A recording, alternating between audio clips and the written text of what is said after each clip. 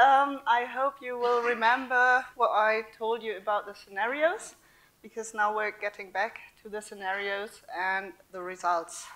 In this slide, you can see a seasonal profile where you can see, as mentioned before, for the questions and answers, I think that PV nearly has no seasonality. All over the year, you have solar irradiation, about the same level. And what else you can see is that wind behaves according to the demand. These average daily profiles for different months show this again in detail. You can see that the PV profile stays more or less the same. The PV profile is the one in yellow. The blue one is the wind profile. And the green one is wind plus PV. So it's the sum of them, while you can see the demand in black. So these are the summer month in South Africa. And when you get to autumn, you can see that the solar irradiation gets a bit lower. Wind stays about the same, and you can as well see that it stays almost the same for every month. The same counts for July till September, and also October till December. All the profiles are quite alike. So this are the first results showing the load factors for the entire country for a uniform resource distribution of all turbine types. You can see, I mean, there's hardly any blue in this graph, in this picture, sorry. It is mostly red, and you can see that this is extremely good conditions, extremely high load factors. Most of the country shows load factors above 30%, which is really a lot, and which is about the limit for allowing a profitable operation of wind turbines. As if you remember the turbine types that were introduced in the first part of the session, the turbine types number 4 and 5 were the ones that were higher than the others, so above 100 meters. It's a big discussion if those turbine types should be installed, because they're more expensive, but then on the other hand, they can reach higher wind speeds.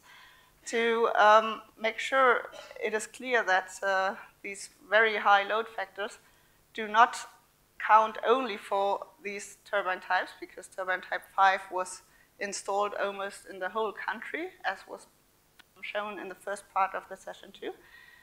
So we did the same for only turbine types 1 to 3, and you can see some of the areas get a bit lower load factors, but still it's extremely high load factors, so remarkably good conditions for those turbine types as well. Furthermore, we analyzed the turbine factor, the load factors by turbine type. So we looked at every single square and looked for the turbine types that were installed. As was shown in this picture in the beginning, most of the pixels were chosen for turbine type 5, and some others for the lower turbine types, and turbine type 2 is installed quite a lot as well. What you can see here is a box plot for where the load factors lie. So the blue one, or the red one is the average. The blue one is everything that lies between the 25 and 75 percentile. And these black lines show the 25 and 75 percentiles. What you can see here is that especially, I mean, still very high, that's clear, we said that before, but we also put in a comparison with Spain and Germany. This is what is actually being operated. In Spain, the load factors lie between 24 and 26%. In Germany, between 17% and 23% only. And if you imagine how much wind energy we have in Germany already, and you're lying way higher than that, you keep wondering why don't you have more turbines yet? So this one is an animation, as you can see, it's moving. In this first part, you can see on the left a map of South Africa with wind speeds and the wind moving through the country. And here you can see a single pixel that was chosen for showing the normalized wind power on top here and the 15 minutes gradient down here. What you can see is that for the whole day that was shown here, it is fluctuating a lot. It goes down and up, and also in between it is varying quite strongly.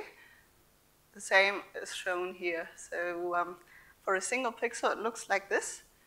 And if you compare this, this would be the single pixel, again, the same thing that we just saw before.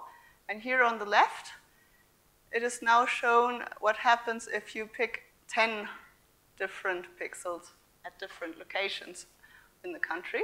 And you can see that it smoothes the whole curve a lot already. The gray lines are the single lines of the 10 pixels, and the blue curve is the average. The gradients decrease a lot already as well.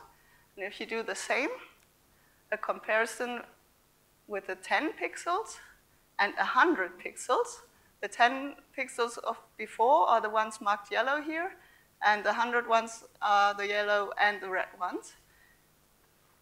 You can see that everything gets even smoother. The gradient gets down to almost a line, but still it is varying. Still, you can see that.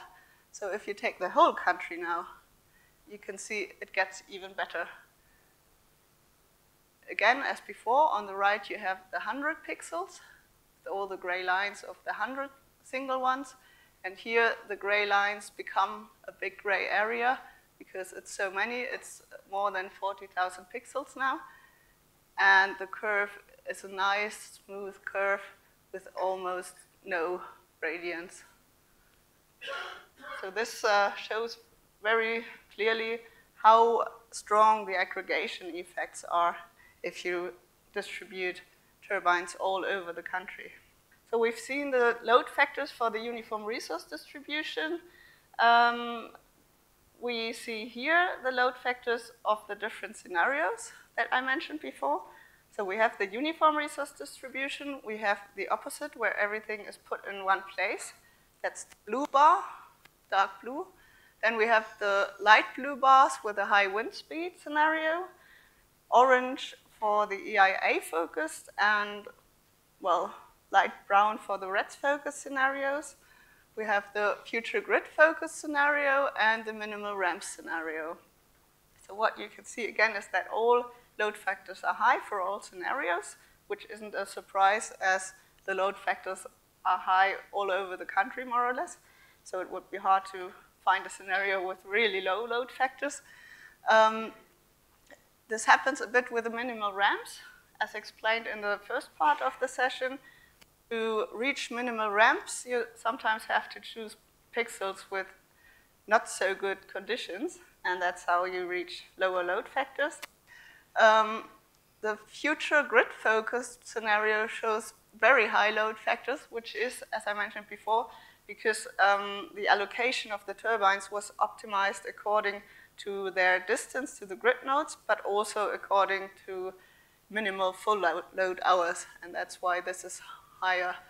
Apart from that, of course, the high wind speed scenario shows very high load factors, but you can also see that the EIA and the REDS are quite well placed. They also lead to high load factors.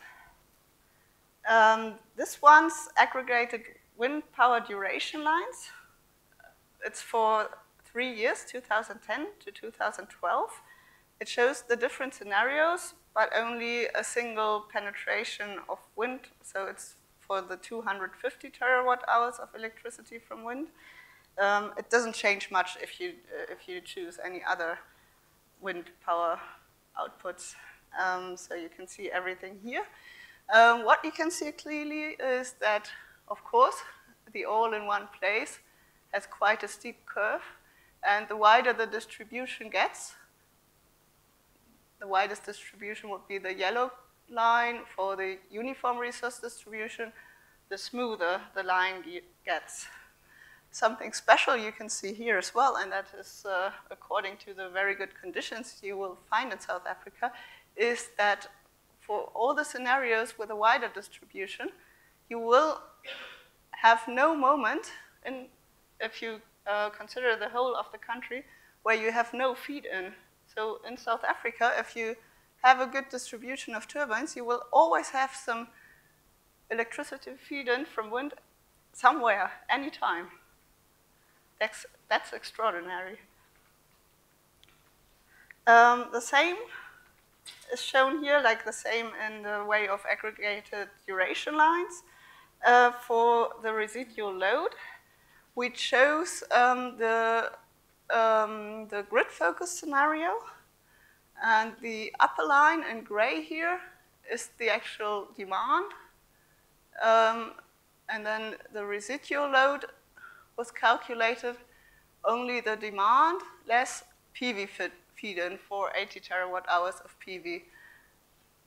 So we have this as a basis, and then we consider different penetrations of wind, and we can see how wind reduces the residual load constantly. So adding wind to a system with already a medium amount of PV capacity will reduce the residual load all over the year, and only here for the very high penetration of wind, sorry, this is a mistake, this has to be 250, you get into negative residual load.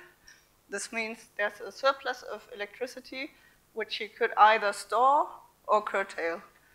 But it's not very many hours, so if you talk about storage, this wouldn't be a requirement for high storage capacities.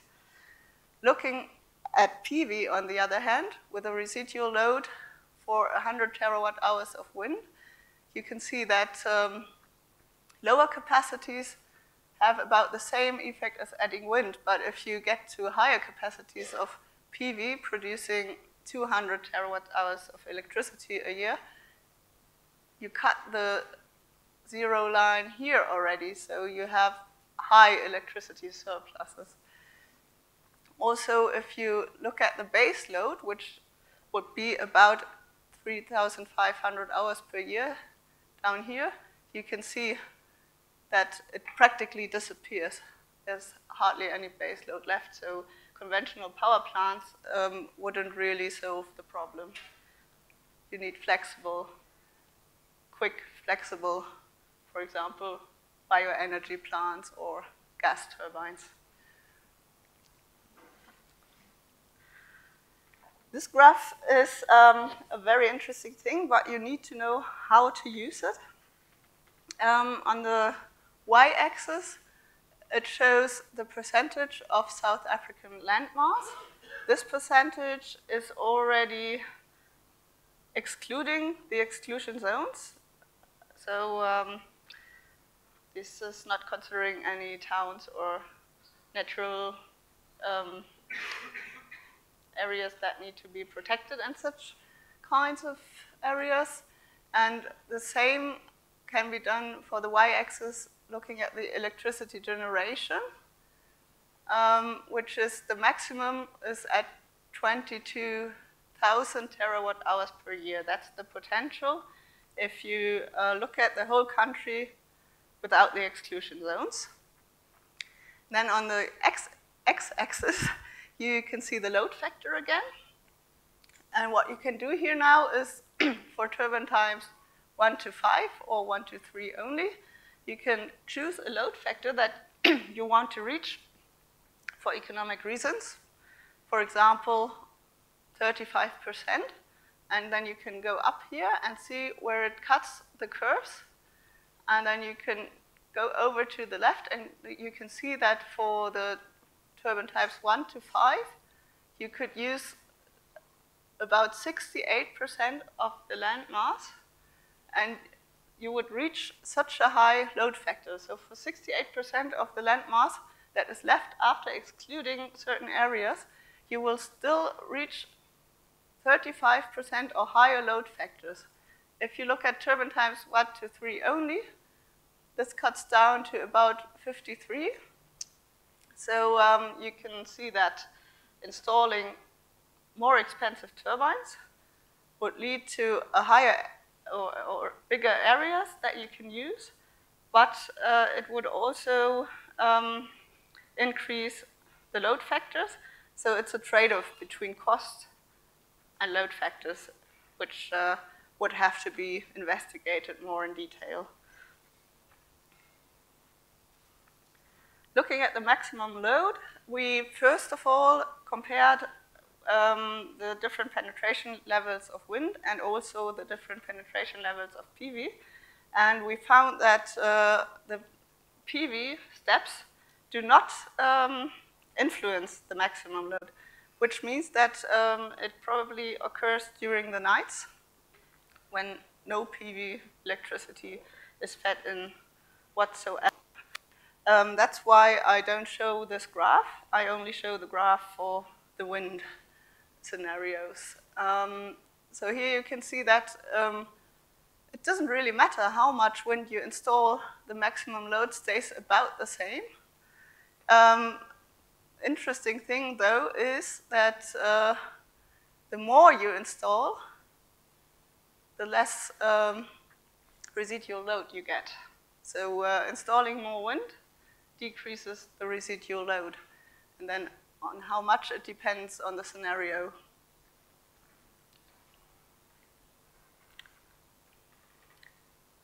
Another comparison of all the scenarios, the relative frequency of the 15-minute power increments. This is for 100 terawatt-hours of electricity from wind energy and 40 terawatt-hours of electricity from PV. And it shows, again, mainly that if you put everything in one place, this dark blue line, the power increments are huge, while any distributed scenario would reduce the increments by a factor of more than 3.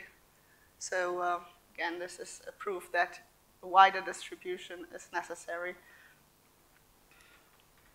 And on the y-axis here, and on the x-axis it shows the share of renewables. These are the shares that I showed you in the overview of the scenarios.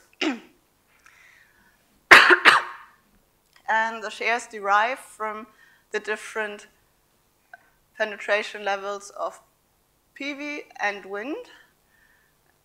The first part here, the green cross in the very beginning, shows the system, the standard deviation of the system without any PV or wind energy. And the green crosses that go up here are always the ones where there is PV in the system, but no wind energy. Oh, sorry, I also marked that one. So now when you start from the green crosses with PV in the system, which clearly increases the standard deviation, more PV, higher standard deviation, you can also take this first one with 40 terawatt-hours of PV and compare it to what happens if you add wind energy here. So it's these points that you can find.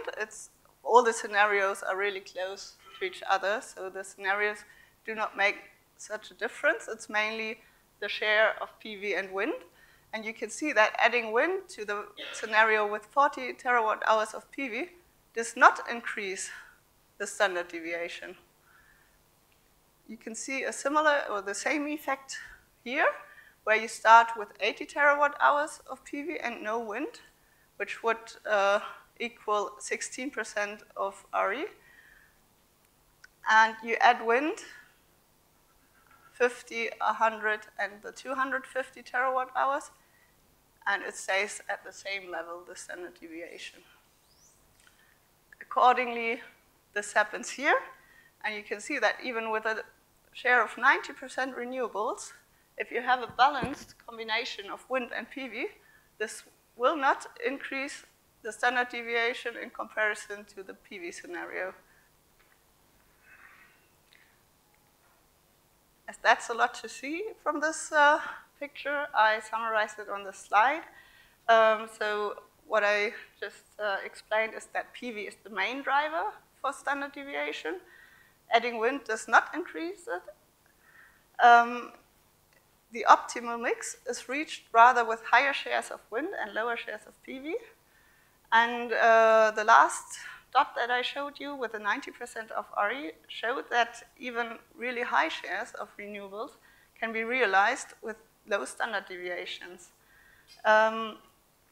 If you have up to 30% of renewables, not so much depending on the share, will not increase the standard deviation significantly. So that was, maybe go back here, that means that these two groups of scenarios are about the same level, while this one here, where you have shares above 30%, 40, 50, 60, 90, increase the standard deviation.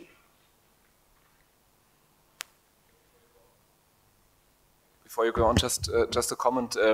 It's the standard deviation of the 15-minute gradients that we are looking at. Oh, sorry, yes. Not of the residual load. That's very important to know. And that's why PV has such an impact.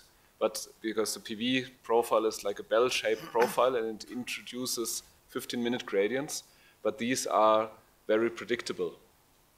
But the main takeaway is the 15-minute gradients, which is the main concern for most people when it comes to introducing wind into the system. The 15-minute gradients are actually not increased when you introduce lots of wind into the system if you do it in a distributed way. Thank you.